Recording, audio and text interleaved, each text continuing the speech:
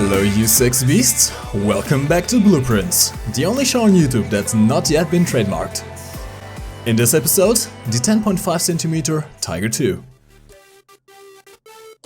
Der Panzerkampfwagen 6 Ausführung B mit 10.5 cm Kampfwagenkanone L68 was a project commissioned to improve the combat capabilities of the tank with a boosted, fuel-injected 900 horsepower Maybach HL230 engine and an improved transmission. The tank was to be armed with a new 105mm KWK L68 gun, equipped with a stabilizer. The turret was equipped with a Zeiss stereoscopic rangefinder and a ventilation system. Due to the deteriorating German economic situation, the project was never launched. In-game, the 105 is classified as a heavy tank and sits at a battle rating of 7.0, and as such can and will face top tier tanks like the Soviet T-10M. Most of the time though, you'll actually be paired with other tanks of similar battle rating.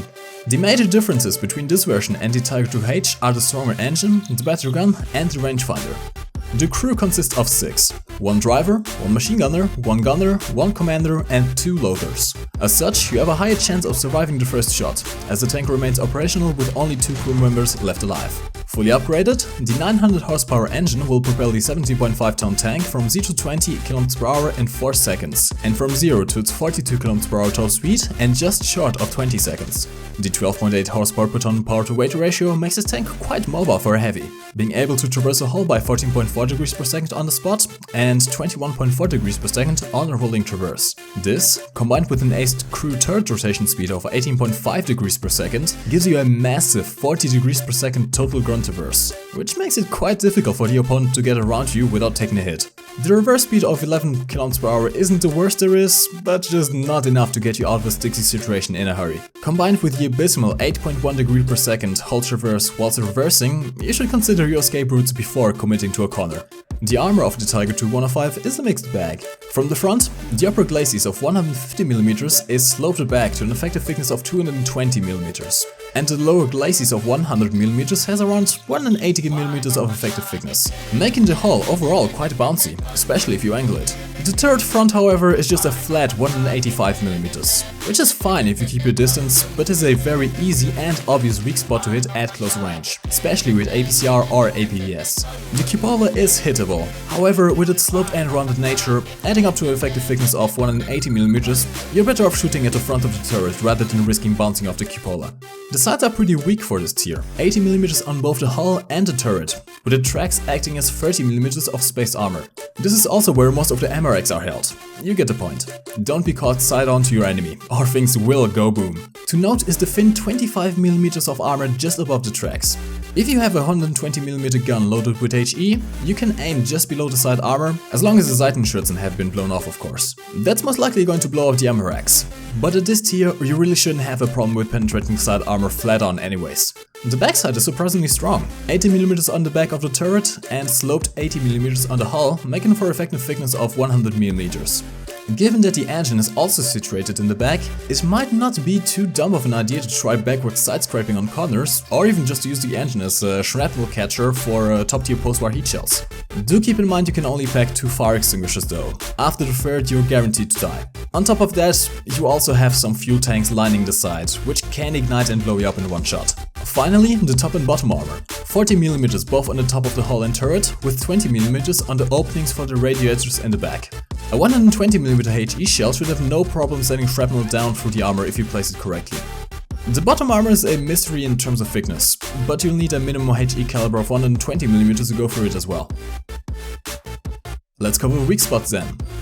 From the front, an APHE shell through the lower glacis can occasionally go in, especially if the Tiger is pressing a hill and reducing the angle. However, the massive transmission can eat up your shells before they reach the main fighting compartment. Especially heat shells are ineffective unless you aim directly at the driver's feet. The obvious spot to aim for is the turret face just to the right of the gun. At this tier, APCR, APDS and Heat FS shells will have no problem punching straight through and killing the gunner, commander and with some luck one of the loaders as well. If you're close enough and the Tiger is angling its turret, you can also send an APHE shell through the 150mm thick rangefinder here on the little ears on the sides of the turret. On the sides, you have MRX, fuel tanks and the heads of the machine gunner and the driver all along that strip of armor on the upper part of the hull, as well as MRX just to the sides of the tracks covering the turret and of course the whole turret crew just to the side of those.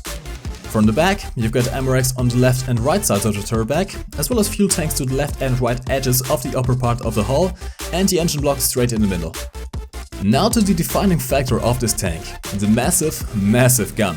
Honestly, the thing in conjunction with the cannon breech is just about as long as the entire hull of the tank. The 105mm KWK L68 can fire a choice of 2 different APCBC shells, 1 type of HE and 1 type of APCR, at a rate of 3 rounds per minute stock and just short of 4 rounds per minute with a fully aced crew. The maximum amount of ammo you can carry is 54 rounds. However, by only taking 28, you can completely remove the ammo racks on the right side of the tank. The gun can travel between -8 and +15 degrees, at the rate of between 1.4 to 2 degrees per second, depending on your crew's skill level. You also get one 7.92mm coaxial machine gun, which you can use to mark any targets for your team, but don't expect to shoot an aircraft with it. When you first buy the tank, you'll have access to the standard Panzergranate APCBC shell, with a maximum penetration of 213mm, dropping off by 40% to a mere 127mm at 2 km range. This shell has a muzzle velocity of 900 meters per second, which makes it relatively easy to hit long-range targets. The fuse is tuned for 28mm of armor. By the way, if you don't know what fuse means, it's essentially the minimum amount of armor the shell has to penetrate before being able to detonate. That's why your shells don't explode whilst firing at all those RBT-5s rolling around. They just don't have enough armor to activate it. Finally, the explosive filler is equivalent to about 343 grams of TNT, which tends to make things go very boom. The other standard shell that comes unlocked from the get-go is the HE shell. To be honest, there's nothing much to be said about it. The caliber is just not big enough to do serious damage to other tanks, with its laughable 90mm of penetration. I'd suggest still taking out a couple to deal with those pesky SPAA. Your first unlockable shell is the Panzergranate 39. This is pretty much just a flat upgrade over the stock shell, having the same bounce chances, explosive filler and fuse delay as its predecessor, but being much heavier and faster at a muzzle velocity of just over 1000 meters per second, and as such having more penetration and more retention at longer ranges. Compared to the 40% loss of penetration of the stock shell, the Panzergranate 39 only loses 20% of its original 247mm of penetration, down to 193mm at 2 km distance. Overall, once you unlock the shell, there's absolutely no point to carry the stock one anymore. Finally, the last unlockable shell type, APCR. As with all APCR shells, they are light, fast and carry no explosive filler. The 276mm of maximum penetration aren't really that much of a benefit over the upgraded APCBC shell, and after 1 km it even starts to have less penetration than it. On top of that, APCR shells are famous for their terrible performance against sloped armor, this one being reduced to a mere 64mm of penetration at a 30-degree impact angle. Even though these shells have less of a chance to bounce than their explosive-filled counterparts, they just don't have the punch to penetrate. And even if they do penetrate, their damage is limited to a narrow cone following the flight path of the shell.